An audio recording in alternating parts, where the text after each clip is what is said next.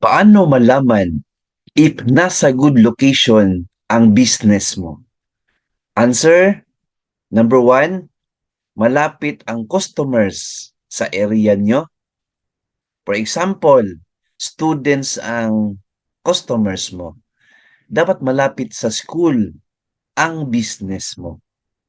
Number two, malayo sa mga competitors or walang competitors sa area of location ng business mo.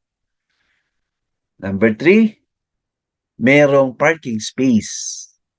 Number four, may peace and order sa area nyo.